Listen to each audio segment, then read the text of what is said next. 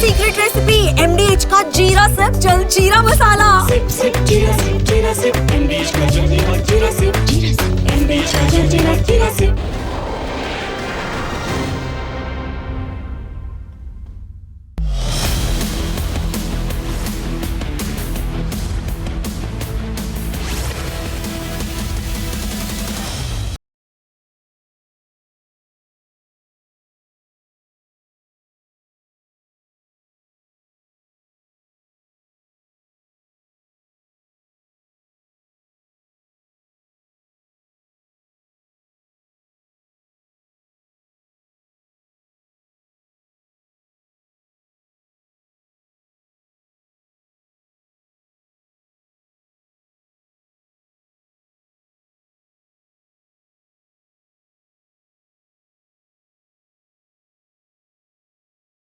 India's and world's politics and economics going forward. So let's get going. Tonight's show packs a punch with one ground report and a live, in fact, and three stories that you should look forward to. First up, we go live to Tianjin in China, where Shawan joins me for a lowdown on day's diplomacy with that major meet, Prime Minister Modi and Xi Jinping talks that happened earlier in the day. And more importantly, we would look forward to an even bigger meeting lined up for early morning tomorrow, that of Prime Minister Modi with the Russian President Vladimir Putin. Second, I give you the contours of politics panning out over the goods and services tax as the GST Council meets on September 3 and 4 in the upcoming meeting. Decision is to be taken to prune the tax reform from existing 4 to only 2 slabs. The same opposition that had been demanding slashing of rates now wants their state governments compensated for revenue loss. That's our focus. And then story number 3 is on the upcoming hearing in the Supreme Court on the Election Commission's comprehensive electoral roll revision. Would the top court put a brake or prefer to reform the process, an approach it has followed in the last couple of hearings?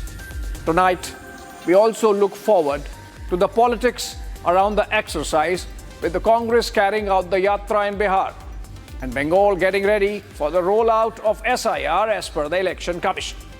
And finally, story number 4, we take a look at how India and Canada are working to reset their ties in the wake of devastation caused by former Prime Minister Justin Trudeau's broke politics over the Khalistan issue. High Commissioners are back.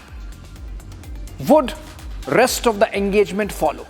India-Canada ties reset. That's our focus on story number 4. Let's begin with the headlines first.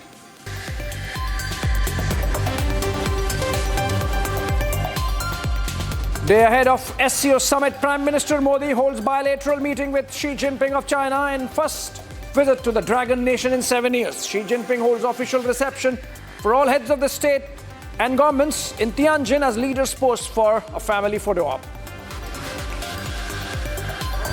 Leaders also shared a consensus on the fact that differences should not be allowed to be turned into disputes.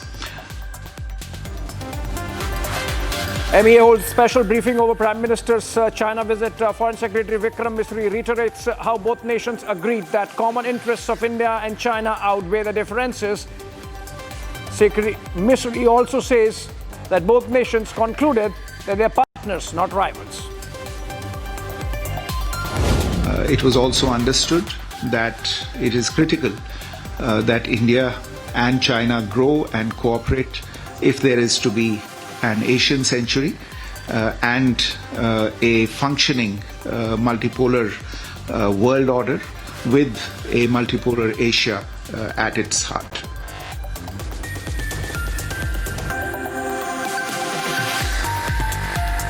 MEA confirmed that Prime Minister Modi will address the plenary session at the SCO summit on Monday PM to outline India's strategy and vision for regional cooperation in the global south to make the 21st century an Asian century.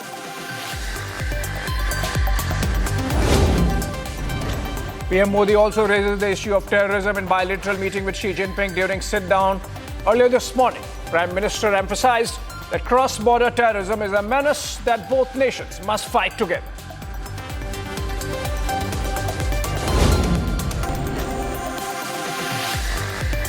And amid escalation in tariff war by Washington, Prime Minister Modi to meet Russian President Vladimir Putin on Monday.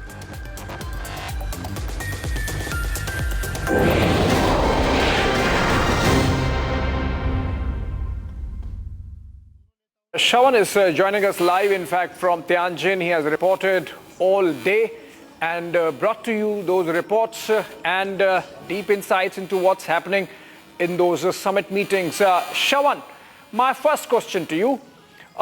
Major part of the summit in terms of India's diplomatic engagement is over. And the big one, of course, was Prime Minister's meeting with President Xi Jinping. In the MEA briefing, we heard Foreign Secretary Vikram Misri clearly say that terror was discussed upfront, it was center stage, and that Prime Minister told Xi Jinping that more sensitivity has to be shown. Both India and China are, in many ways, victims of terror, and more importantly, peace along India-China border acts as an insurance policy for larger bilateral relationship between the two. What's your sense on the ground? You would have engaged with our contingent there on the ground. Are we looking at a reset of the Wuhan kind and Chennai kind, or are we approaching this entire exercise with very cautious optimism so that our relationship with our second largest trade partner and such an important land neighbor in terms of military engagement comes on even keel?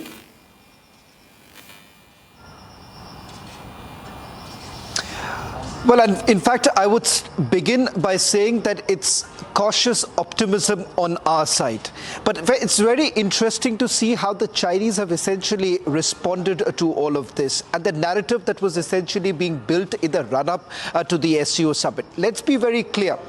The global headline coming out of the SCO summit from day one is the bilateral between India and China.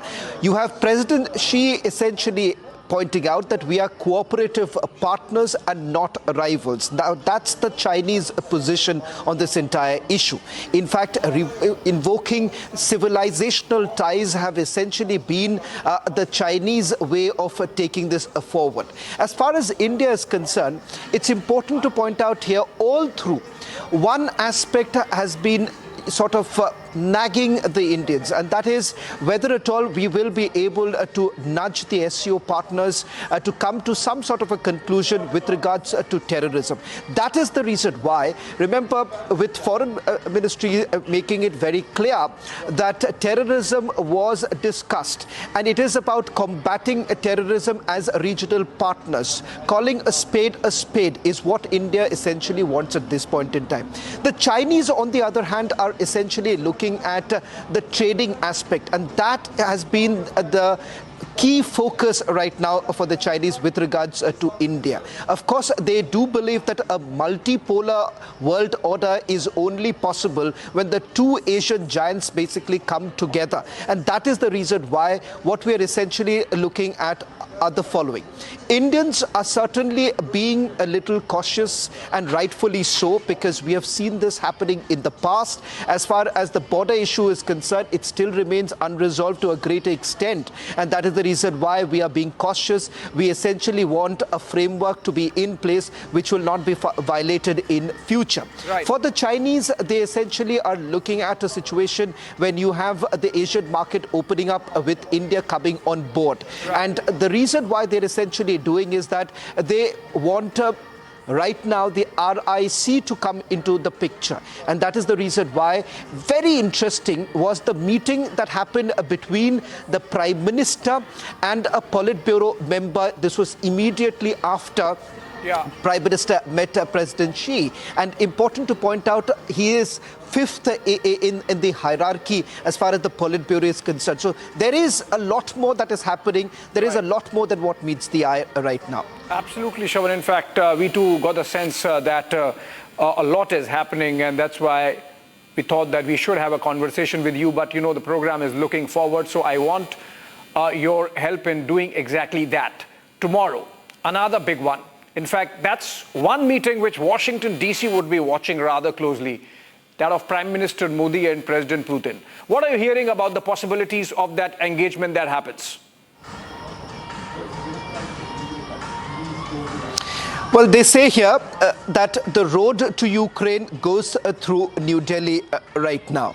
And the reason being is that Delhi has always maintained that this is not an era of war, and perhaps finds itself in a very suitable condition right now, particularly with regards to Russian President Vladimir Putin holding his friendship with Prime Minister Modi very dearly. In fact, a reference of it was basically found in the interview that Russian President Vladimir Putin gave to a state news agency here in China. So the narrative that is being set right now is that these are three big countries coming together. The RIC, perhaps it's in the making right now, and of course it could be a reality soon. As far as the bilateral with Russian president is concerned, one, of course, Russia has already offered that despite the kind of pressure that is coming in from the West, Russian market is now open for India. The trade aspect is certainly something that India is also going to look at. But also importantly, it's the defense cooperation that Russia has been hinting at in terms of certain defense equipments to be bought by India. It seems that is also now being fast-tracked, particularly with regards to fighter jets. The fifth generation fighter jets is something that India has essentially been working very closely with Russia. As far as the jet engines are concerned, that's an aspect that India is dealing with the United States of America. But Russia has been extremely keen that the defense cooperation with India is enhanced, something that may also figure in tomorrow's meeting. But yes, as far as India is concerned, India will take that opportunity of dealing with Russia, perhaps hoping that Russia is going to nudge China with regards to the joint declaration that is likely, or the SCO outcome that is likely to come tomorrow, hoping that they are successful in bringing in the aspect of terrorism. Right. Since you mentioned terrorism, I must ask this question. While the Foreign Secretary made it clear that it was discussed between Prime Minister Modi and President Xi Jinping, the man leading the terror country, Shehbaz Sharif, is also present at the summit. Now, there have been more than a couple of occasions already where there was chance that these two leaders, Prime Minister Modi and Shehbaz Sharif, would have come face to face. Are you getting to hear anything about how Indian side, with clarity that they don't want to engage with Pakistan, managed to avoid a situation where Prime Minister Modi has to face Shehbaz Sharif in any manner and then Shehbaz Sharif bumps into him? Well, in fact, before just coming in for this live broadcast, Abhishek, I was just going through the visuals of the welcome banquet to basically find out what's the positioning of each of the leaders, because that will give you a sense of where it is headed. It is very interesting. Pakistani Prime Minister landed in Tianjin on 30th of August. In fact, there are several other leaders who actually came in. There were multiple courtesy calls that was made by President Xi. Interestingly, nothing so far with the Pakistani delegation. The Pakistani delegation comprises of Prime Minister Shehbaz Sharif, the Deputy Prime Minister, and Foreign Minister Ishaq Dar. And it turns out that there is a possibility that the Chinese Premier Li Qiang could be meeting Pakistani Prime Minister. It seems that there is no bilateral, at least for the first day, there was no bilateral that was scheduled, even for tomorrow. In fact, I was trying to get in some information from one or two Pakistanis that I actually spotted today, and they were basically a little squeamish because there is not much that is being talked about right now about Pakistan. With Russia now coming in, Russia, India and China, the only headline that has emerged today across all the Chinese media and particularly the news agencies, it was only about India and China. There was zero mention of the Pakistanis. In fact, his landing was also not widely reported by any news agency. So as far as Pakistan is concerned, it's a starter right now. In fact, some of the questions that I did ask when we had the opportunity to ask one of the governors who was actually present there, he clearly pointed out that, look, here we are looking at various other sectors to basically help out the Pakistanis. It was not about defense. So the Chinese have also not been really talking much about the Pakistanis here in Tianjin. Right, obviously so, because that's how Pakistan should be treated. And that's its place, apart from, of course, being a nagging pivot sometimes for China to really contain India. But that's a separate matter, and obviously some of it hopefully has been discussed in those delegation talks. Also remember, this is not a bilateral visit, this is a multilateral visit, and Prime Minister engaged with other world leaders. I saw some pictures of Prime Minister engaging with Maldivian President, as also the leadership of Vietnam, among other countries. Shravan, my last question to you. By the time that this summit winds down and wounds up and Prime Minister is wheels up for New Delhi, that's tomorrow, what are our diplomatic takeaways given the kind of headwinds not just India, but rest of the world is also facing on the economic side with the Trump tariff war? Are you seeing a realignment of world order, as it is being called, on the ground there in Tianjin? With, of course, the Tianjin troika of Prime Minister Modi, President Putin and President Xi Jinping representing the face of it. But on the ground, are other world leaders also in a state of disquiet at the manner in which the United States has been conducting itself? And if yes, then are they going to really move forward in a manner that the realignment leads to a new world order, a multipolar world order?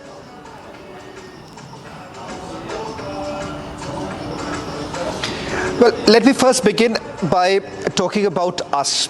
What do we essentially want? The aim is for strategic autonomy, and there is no doubt about it. As far as these groupings are concerned, we essentially want to be part of multiple platforms where we can wield our influence. The SU undoubtedly is turning out to be a far powerful grouping right now. It essentially represents a quarter of the landmass of the globe, a quarter of the world GDP. So it is certainly a grouping to reckon with, and certainly that's what China essentially is also pushing ahead with what they call the Shanghai spirit. Now, whether at all there is going to be a realignment, the Chinese are quite subtle about what's really happening in the West. In fact, in terms of the tariffs, let's not forget that the Chinese do have, even while the summit is going on, there is a delegation of the Chinese currently in Washington, and some talks are basically underway. The Chinese are being a little cautious there because, remember, their chip industry is being throttled by the United States of America. So it's going to be important to see how US basically responds immediately. But one event that all of us must be looking forward to, because that's a strong imagery that's going to take place. Russian President Vladimir Putin is extending his trip. From Tianjin, he basically goes to Beijing. This would be on 2nd of September, where there is going to be a meeting with President Xi. And of course, on 3rd of September, when the Victory Day Parade is actually going to take place in Beijing, you would actually have 26 foreign leaders to be present there. Right. And it is going to be important because you have the Central Asian countries being represented, and the very fact that it is a strong power projection that is being done right now, which essentially means it is a perfect solidarity of the Global South. Right. Global South, yes. And of course, China as the show of its strength. Also, Shravan, in fact, we are going to be live with you all day tomorrow as well, as a build-up to that big meeting, as I mentioned, being watched out from Western capitals, as also, of course, from Washington, D.C., in that little White House. Thank you so much, Shravan, for joining us with that lowdown. And of course, tomorrow we are live again. Thanks. All right, ladies and gentlemen, the Prime Minister in his Independence Day speech had announced a Diwali bonanza in the form of hinting at GST reform. The 56th GST Council meet slated for this week will move the existing GST regime from 4 existing slabs to 2. Effectively giving a fresh impetus to consumer demand. It seems that Modi 3.0 has made a policy commitment to tax reforms, with the income tax bill passed in this monsoon session simplifying course to this prospective reform. The GDP growth figures look solid, a whopping 7.8%. And yet, we have the opposition, which demanded these very GST reforms, but now demands compensation. Rahul Gandhi, Mamata Banerjee, Pinarayi Vijayan, earlier at the forefront of demand for GST reduction and rationalization, now want the state governments ruled by them to be given extra monies by the centre for any revenue loss. For them, it is not about benefit to the poor, but about compensation, it seems, whenever they are in power.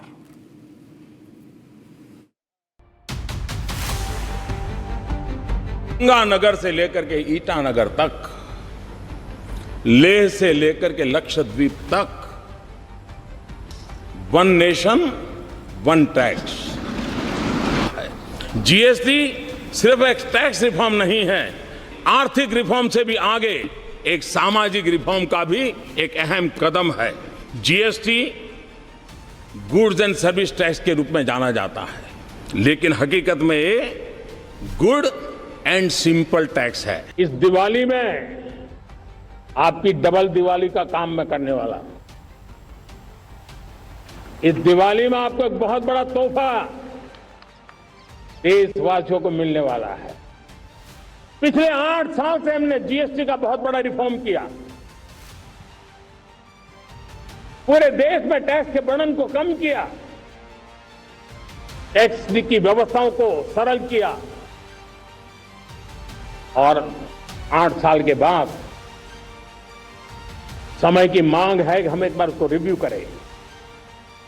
हमने एक high power committee को बिठा करके review शुरू किया, राज्यों से भी विचार विमर्श किया, और मेरे प्यारे देशवासियों, हम नेक्स्ट जनरेशन जीएसटी रिफॉर्म्स लेकर के आ रहे हैं। ये दिवाली के अंदर आपके लिए तोहफा बन जाएंगे।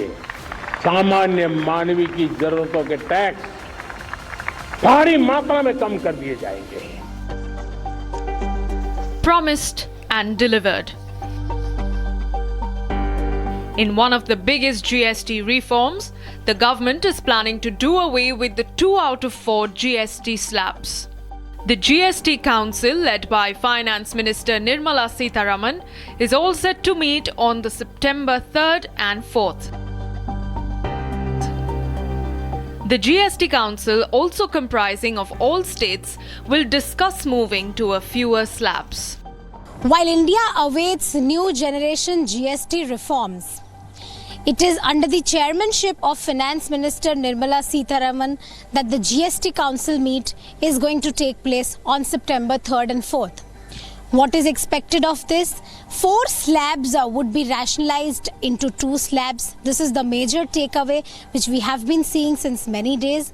While there will be many other discussions which will be happening in this GST Council meet, where people from every state's GST Council will be here. They will be meeting Nirmala Sitharaman to finalize and chalk out the final plan of new generation GST reform. It is going to be the biggest tax reform since 2017. PM's clarion call for reform and rationalization is the hallmark of a great leader. This would be a very good event in terms of catalyzing demand and increasing the penetration, and in the long run, the revenues of the government also. Reducing from 4 rates to 2 rates is a very good step for the economy, because it gives certainty, it gives clarity, and it avoids litigation and disputes on the classification of the item. At the same time, it helps in ease of doing business. Bringing 12 and 18, which are actually luxury items or sin goods as we call it, to bring them at the level of the others is good, but it is not enough. My ideal would be to bring all of them together into one slab only. Consumers are in for some major benefits. Once implemented, a lot of FMCG products will get cheaper. There are 2 particular areas, which is air conditioning and color television, which are taxed at 28%, which is extraordinary. So an immediate rationalization is very important. Mobile phones has a history of very low taxes till GST, because we were broadly taxed at about 5%, and in the GST fitment, the fitment should have been at 5%. Instead of that, fitment was at 12%, and then it was increased to 18% in March 2020. And I think it is very important for consumption, for penetration of smartphones, that the GST is rationalized back to the pre-GST area of 5%. And that has been our request. GST, when first introduced, faced major apprehensions. Sholay picture में गब्बर सिंह था, आप Gabbar Singh tax लाए, मतलब उसमें गब्बर भी है, सांबा भी है, कालिया भी है, उस समय मतलब पूरा का पूरा gang. But over the years, the aim has been to make GST into good and simple tax. अब GST में नेक्स्ट जनरेशन रिफॉर्म होने जा रहा है. इस दिवाली GST रिफॉर्म से डबल बोनस देशवासियों को मिलने वाला है. हमने इसका पूरा प्रारूप राज्यों को भेज दिया है. मैं आशा करता हूं कि सभी राज्य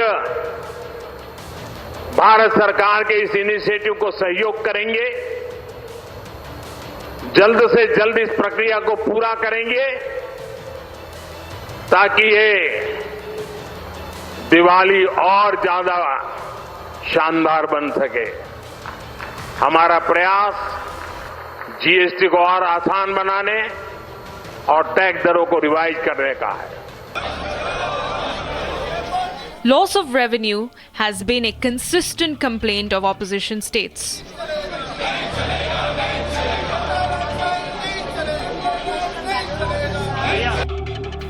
While the upcoming meeting will give more clarity, a few states have raised objections. അപ്പോൾ എന്തായാലും ഇപ്പോൾ വന്നേക്കുന്ന നിർദ്ദേശങ്ങൾ GST കൗൺസിലിൽ ചർച്ച ചെയ്യും. കുറേ ആശങ്കകൾ കേരളം പങ്കുവച്ചിട്ടുണ്ട്, മറ്റ് സംസ്ഥാനങ്ങളും പങ്കുവച്ചിട്ടുണ്ട്, അവിടെ ചർച്ച ചെയ്യും. അതിനകത്ത് പ്രധാനപ്പെട്ട കാര്യം ഇത് വരുമ്പോൾ ഒന്നാമത്തെ നമ്മൾ പറയുന്നത് ഇത് വന്നു കഴിയുമ്പം കേരളത്തിൻ്റെ ഉൾപ്പെടെ ഇന്ത്യയിലെ സംസ്ഥാനങ്ങളുടെ വരുമാനത്തിൽ വലിയ കുറവുണ്ടാവും. സംസ്ഥാനങ്ങൾക്ക് ആകെ ഭരണഘടനാപരമായിട്ടുണ്ടായിരുന്ന അവകാശങ്ങളിൽ വരുമാനത്തിനുള്ള ഏറ്റവും പ്രധാനപ്പെട്ട കാര്യം സെയിൽ ടാക്സ്, പഴയ സെയിൽ ടാക്സ്, പിന്നീട് വാറ്റ് ആയതാണ്, ആ ടാക്സാണ്. പിന്നീട് അതിൻ്റെ ഭാഗമായിട്ട് ഇപ്പോൾ ആകെ അവശേഷിക്കുന്നത് മദ്യവും പെട്രോളും ഡീസലും മാത്രമാണ്. On one hand, Rahul Gandhi bats for tax slab rationalization, and on the other, opposition states seems against it, objecting to new reforms and seeking compensation for the revenue loss. Revenue slab changes affects the revenue across the board, not just CGST or SGST.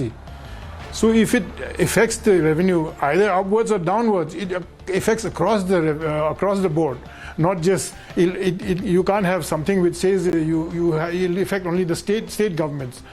And in fact, one problem with GST is that while we say it should be one tax, one country, one tax, we still have excise tax on petroleum and POL, and also on liquor. I think these are still under the state government, and most of the state revenue is coming from these two items. So I think this 12%, 8% change from somewhere else really doesn't affect the state governments. Another major highlight of the GST reforms is the fact that the Modi government's tax reforms come in the backdrop of a waging global tariff war. Well, the 56th meeting of the GST Council is slated to take place on September 3 and 4. Now, this meeting is important because it comes after Prime Minister Narendra Modi on Independence Day announced that there will be GST 2.0 reforms, and the meeting will definitely be discussing the GST reforms which are set to kick in. Now, the big question that is being raised is, will these GST reforms be enough to counter the deficit that could be created by Donald Trump's tariffs? Now, I have some interesting data here to share. according to the out of the 434 billion worth of exports that were that India carried out in 2024, almost 87 billion went to the US, and out of that, that's about 2.5% of India's GDP. Now, if independent estimates are to be believed, including that by Moody's Analytics, the impact of Donald Trump's 50% tariffs on these exports is expected to be somewhere around 0.7% of India's GDP. Now, the GST reforms, we have 4 slabs as of now, that is 5%, 12%, 18% and 28%. The government has proposed that these will be, restructured to 5% and 18%, and the existing companies, whoever are paying the other 2 existing slabs, will be reduced to paying 5% and 18% GST. Now, according to independent estimates, this is expected to boost consumption, and this in turn is going to boost India's GDP by about 0.6%, which is approximately the same as the loss due to Donald Trump's tariffs is pegged at. So yes, in a way, GST reforms can definitely be considered to be helping to cushion the GDP loss that may happen because of Donald Trump's tariffs. Yes, there is definitely going to be a hit on the government's collections. It's going to affect the government's government's income, so to say. But then the consumption that it may trigger will definitely be of immense importance to India's GDP. There are apprehensions whether the GST reforms will have any impact on India's positioning as a global investment destination.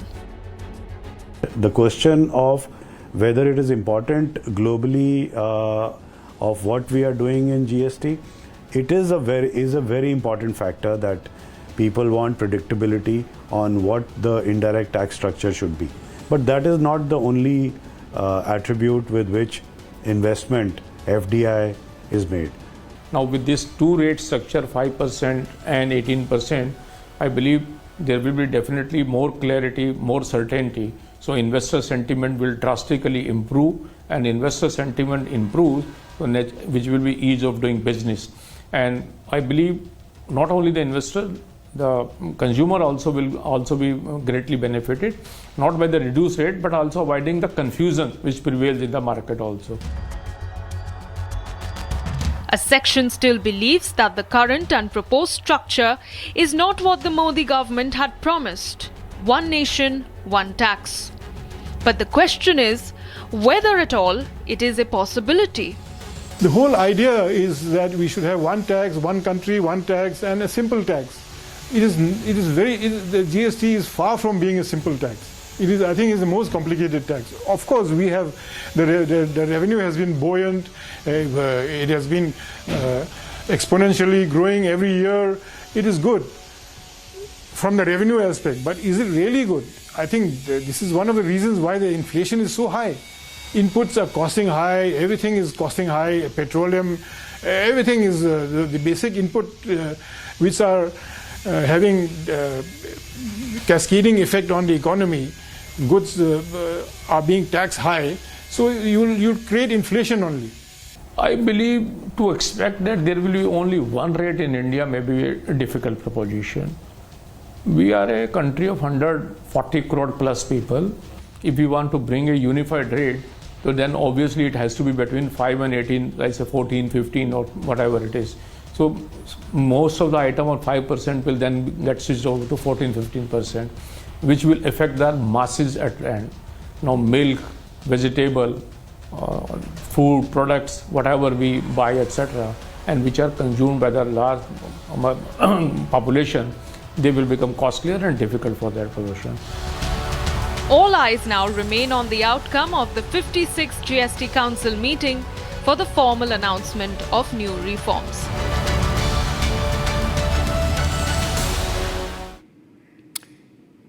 All right, moving on to the next one, friends. It's going to be close to a month now that the opposition has been harping about vote chori in the state of Bihar on the basis of data that is incapable of standing on any scrutiny whatsoever. However, the entire narrative came falling apart on August 22nd, when the Supreme Court effectively asked the 20-odd political parties in the state what were they doing. Well, the picture still looks grim for the opposition, with indie parties managing minimal objections or sitting on a golden duck. But they still will get their day in court tomorrow, when the SC hears their petition to extend the deadline to submit more objections. Is this a push for a new deadline or a last-ditch effort to save a dead narrative?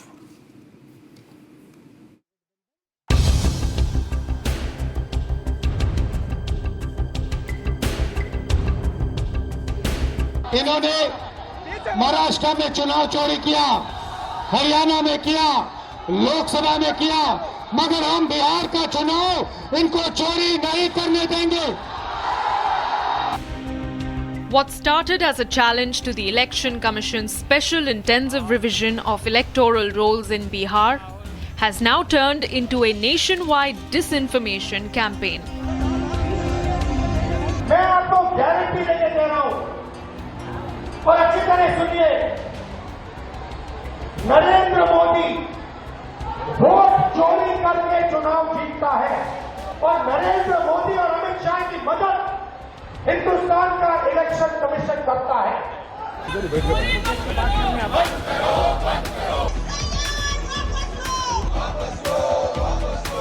SIR वापस लो, vote चोरी बंद करो। The electoral ground in Bihar is now a minefield of baseless allegations. बताइए, दो लोग गुजरात के तय करेगा कि बिहार में कौन बिहारी वोट देगा, ऐसा चलेगा? जनता जागरूक है और लोकतंत्र की जननी बिहार है और यहाँ से लोकतंत्र को मोदी जी खत्म करना चाह रहे हैं इलेक्शन कमीशन के साथ मिलकर, जो कि हर किसी नहीं होगा। The Election Commission demanded proof, but none of them came forward. आज से नहीं, 75 सालों से उस विरासत से, कर्मठता से कार्य करने वाले चुनाव आयोग के ऊपर अगर निराधार आरोप आप मतदाता सूची और मतदान को मिला के और जनता के सामने अगर ये कहें कि चोरी हो रही है, तो ये गलत बात है। जनता सब समझती है। They went to the Supreme Court, but instead the lordships asked them some tough questions. The same opposition that wants to shout vote chori from the rooftops got exposed when the top court questioned its inaction over filing actual objections to the ECI over alleged irregularities, further demanding action. And the Supreme Court was right. Up until the 22nd of August, only 2 objections were filed amongst the 22 political parties in Bihar, so much for vote chori of 65 lakh voters. 9 days since then, the picture still looks grim for the opposition's position, with mere 10 objections filed by RJD and Congress still sitting on a golden duck. Despite this, the RJD tomorrow is all set to approach the Supreme Court of India requesting an extension to file more objections. Their core intention, that the number of objections filed to the SIR have doubled since the Supreme Court's rebuke on the 22nd of August. Incidentally, the 1st of September also happens to be the last time to file objections ahead of the election.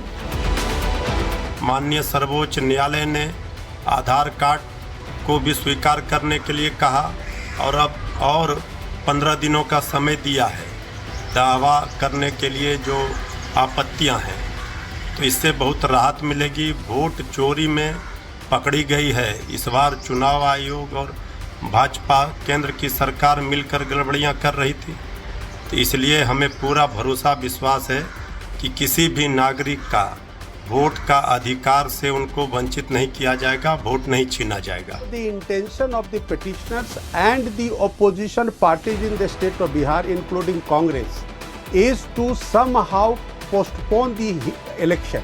Now there is no point because the 1st of September 2025, as per Election Commission of India, was the date fixed for finalization of the final voter list.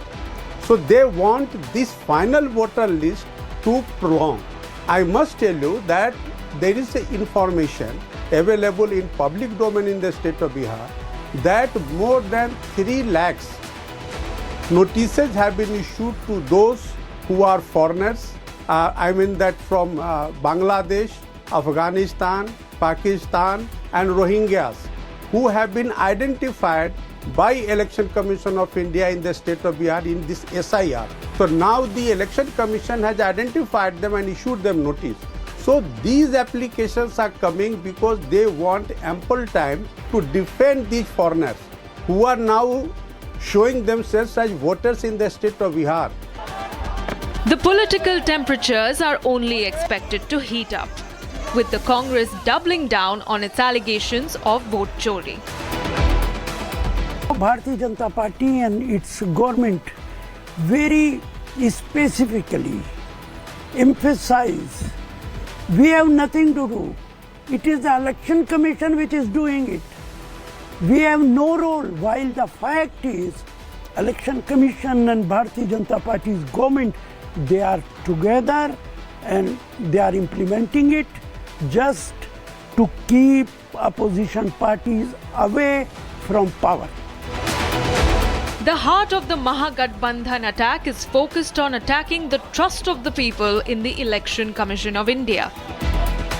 There are no reports which would indicate that there is any kind of trust deficit, except for certain narratives that have been peddled by certain people in the social media and print media. So this trust deficit is, I think, a narrative that has been built by the petitioners to somehow restrain this exercise. But other than that, there is no trust deficit. The ECI is going ahead with a very important exercise targeted at purifying the electoral rolls, which is not only a duty that is mandated under the constitution, but also its obligation to discharge. चुनाव आयोग के दरवाजे हमेशा सबके लिए समान रूप से खुले हुए हैं। सभी स्टेक होल्डर्स बिहार के SIR को पूर्ण रूप से सफल बनाने के लिए कटिबद्ध हैं, प्रयत्न कर रहे हैं और कठिन परिश्रम कर रहे हैं। जब बिहार के 7 करोड़ से भी अधिक मतदाता चुनाव आयोग के साथ खड़े हैं, तो न तो चुनाव आयोग की साख पर कोई प्रश्न चिन्ह खड़ा हो सकता है और न ही मतदाताओं की साख पर।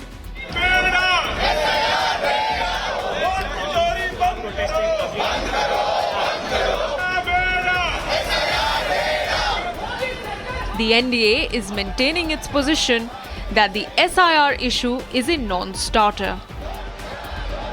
बिहार में कोई मुद्दा SIR नहीं है। बिहार के लोगों ने देखा है, इसी बिहार की धरती से देखा है कि उनकी दादी ने किस तरह लोकतंत्र को कुचला था, पत्रकारों को जेल में डाला था, सभी नेताओं को जेल में डाला था। इसलिए बिहार की जनता जानती है कांग्रेस पार्टी लोकतंत्र विरोधी है। चुनाव आयोग की तरफ से बिहार में चलाई जा रही SIR की प्रक्रिया का पूरा मामला सुप्रीम कोर्ट में। हम न्यायालय के हर फैसले का सम्मान करते हैं, उस पर हमारी कोई टीका टिप्पणी नहीं होती है। सुप्रीम कोर्ट में यह बात कही गई है कि जो दावा आपत्ति का समय है उसकी अवधि को 15 दिनों तक बढ़ाया जाए और लोगों को मौका मिले। ये बात अच्छी है ताकि कोई भी ऐसे छूटे हुए व्यक्ति हो जिनका नाम नहीं जुड़ पाया हो या कोई त्रुटि या कमी रह गई हो, तो निश्चित रूप से उनके लिए लाभप्रद होगा, बेहतर होगा। हम मजबूती से हर संवैधानिक संस्था और न्यायालय के हर फैसले के साथ खड़े हैं। Even independent players are looking at Congress's claims skeptically. Rahul Gandhi का बिहार में कोई औकात नहीं है कांग्रेस पार्टी का। ये राहुल गांधी और कांग्रेस पार्टी बिहार में राजद के पिछलग्गू दल हैं, जंगल राज के सपोर्टर हैं। ये लोग क्या बोलेंगे? राहुल गांधी को कौन सीरियसली ले रहा है? ये खाली पत्रकार आप लोग ले रहे हैं क्योंकि वो कांग्रेस के बड़े नेता हैं, विपक्ष के नेता, इसलिए आप लोग राहुल गांधी कर रहे हैं। अभी घूम रहे हो बिहार में, जरा चलिए तो कोई कहीं असर है? कोई देख रहा है कौन है राहुल गांधी? राहुल गांधी पूरा महागठबंधन जितनी ताकत लगाकर उनके सभा में भीड़ लाता है, भीड़ से ज़्यादा झंडा दिखाता है, उतना हम लोग गाँव में सभा करते हैं तो उससे ज़्यादा लोग आ रहे हैं। Meanwhile, The Election Commission has directed the West Bengal Chief Electoral Officer to immediately begin preparations for a special intensive revision of electoral rolls in Bengal ahead of the elections next year. And some are already nervous. Invest जो intensive review कर रहे हैं ये बकवास है, पूरा बकवास है। तो इसके लिए तो होगा ही, इलेक्शन कमिश्नर तो क्या करेगा? बीजेपी को हेल्प करना चाहता है, इसलिए सब वोटर का नाम बात दे रहे हैं। तो वो और होगा और ज्यादा होगा। हम लोग तो सब एक साथ फाइट करते हैं, तृणमूल कांग्रेस करता है, एसपी करता है, आरजेडी करता है, कांग्रेस करता है, तो हम लोग फाइट कर रहे हैं। ऐसा रैली चलेगा तो सारा देश में सब वोट चोरी हो रहा है ना, तो वोट चोरी जब हो रहा है उसको रुकना होगा। আপনারা বিএলও যেসব লিস্ট টিস্ট করেছেন, বিএলওদের কাছে আমার অনুরোধ থাকবে ভোটার লিস্ট থেকে কারো নাম যেন বাদ না যায় সেটা দেখার। Amidst this, talks are now rife about a nationwide SIR.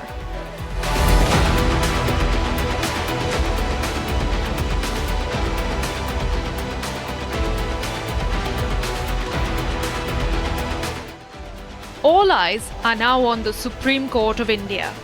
Will the Indi manage to get an extension, or will the top court put an end to SIR politicization?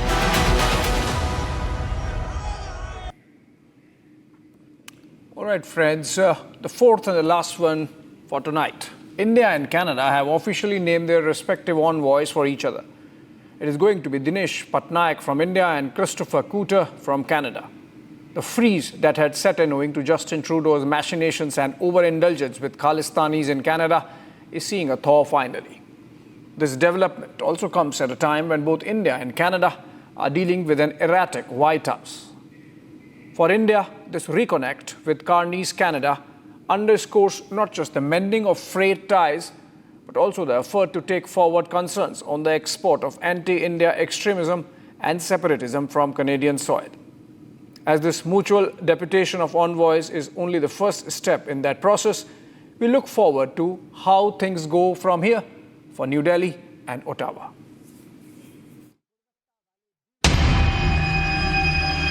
A distance of 11,349 kilometers with 7 seas in between.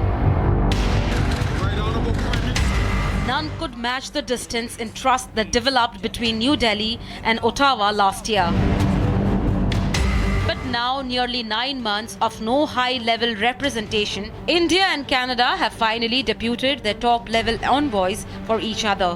A 1990 batch IFS officer, Dinesh Patnaik, will be the High Commissioner from the Indian side to Canada. Canada has deputed a veteran diplomat, Christopher Cooter, as a new envoy to India. This positive move to rekindle relations comes after Prime Minister Modi met Canadian Prime Minister Mark Carney on the sidelines of G7 summit in July this year. Both the leaders had underscored the importance of restarting senior ministerial as well as working level engagements. KP Fabian, former Deputy High Commissioner of India to Canada, explains the opportunities that the betterment in relations can bring. This is only the beginning. We have to see more progress, and there India and Canada have to take care of one thing. Canada on its part should take prompt and correct action whenever there is any violence or threat of violence against Indian High Commission or Indian entities, or even against diaspora from India directed against, in this case, the Hindus. That is incumbent on Canada under the Vienna Convention and also its own laws. It is something which Canada has not always done correctly and promptly. On India's part, India should not get worked up if a few people go on shouting Khalistan Zindabad from housetops in Canada. Because under Canadian law, it is not illegal to preach separatism. What India should insist on is that those Khalistanis who resort to violence or threaten violence should be promptly brought to justice. Deterioration in the India-Canada relations were witnessed under the previous Prime Minister of Canada, Justin Trudeau, who accused the Indian High Commission of being involved in the killing of the separatist Hardeep Singh Nijjar. Over the past number of weeks, Canadian security agencies have been actively pursuing credible allegations of a potential link between agents of the government of India and the killing of a Canadian citizen, Hardeep Singh Nijjar. Canada is a rule of law country. The protection of our citizens and defense of our sovereignty are fundamental. Our top priorities have therefore been, one, that our law enforcement and security agencies ensure the continued safety of all Canadians, and two, that all steps be taken to hold perpetrators of this. Such allegations, which were not backed by hard proof, were strongly responded by New Delhi. Since September of 2023, the Canadian government has not shared any shred of information with us. Yesterday, again, after the public inquiry, hearing, we had again issued a statement saying that Canada has leveled serious allegations but has so far not given any evidence to back it up. As far as the allegations are concerned, PM Trudeau's own admission yesterday would indicate the value. As regards our stance on the allegations, we will naturally reject false imputations against our diplomats. The then Prime Minister of Canada had made such comments despite not giving any proof that India had demanded, which he himself later admitted to.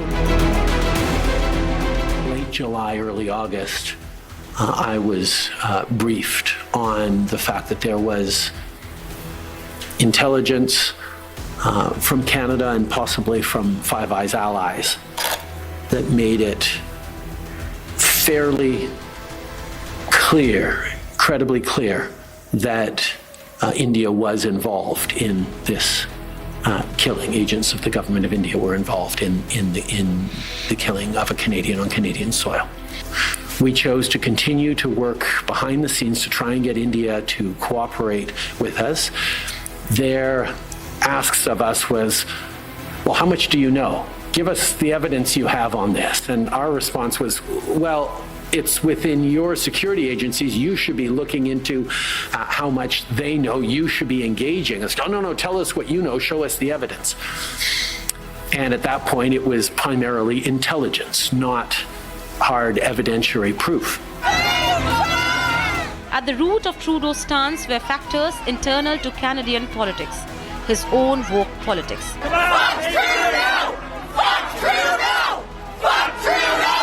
And his dependence on this man, leader of the new diplomatic party, self-styled as liberal, but in reality a Khalistani apologist.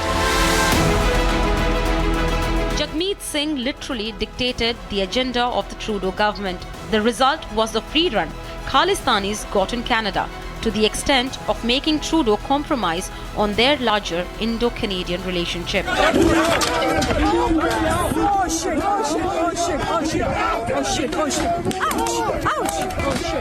Temples got regularly attacked.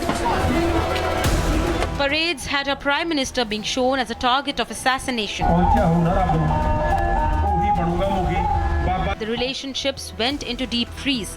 A tit-for-tat expulsion of diplomats followed, and Trudeau became a liability, not just for Canadians, but for Canada-India ties also. We had summoned the acting High Commissioner of Canada, and thereafter conveyed that we had no faith that the Canadian government will look after the safety of our diplomats, and therefore we had taken a decision to withdraw.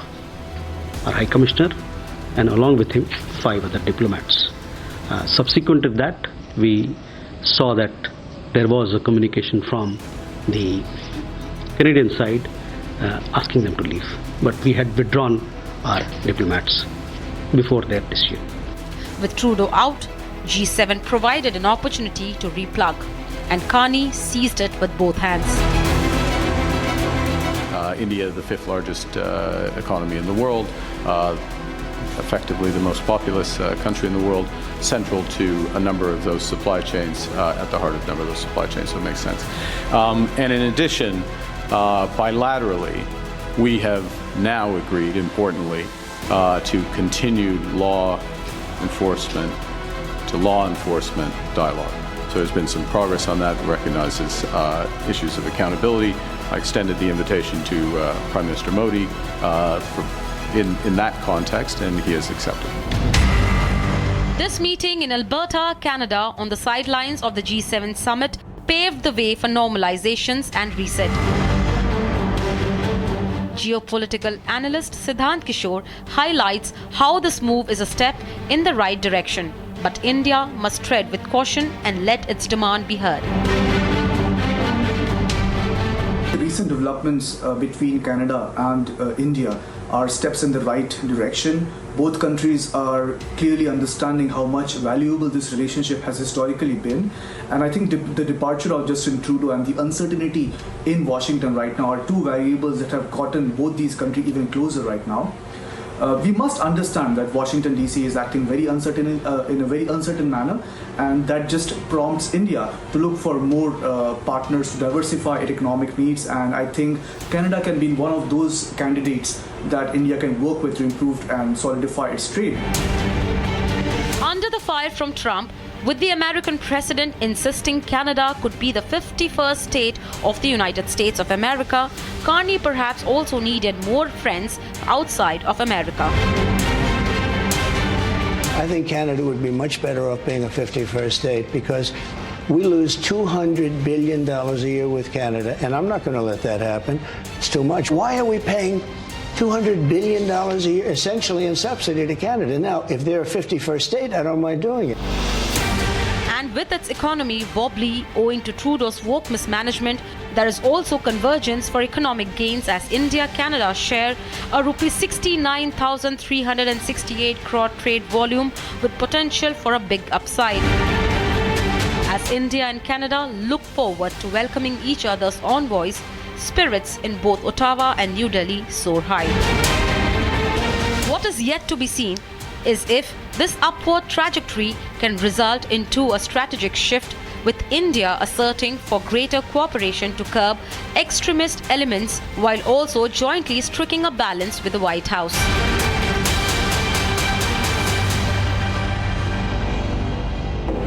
आधे bowl दही में 4 चम्मच MDH चटनी पुदीना मसाला डाला, stir करो, पुदीना चटनी तैयार। MDH चटनी पुदीना मसाला।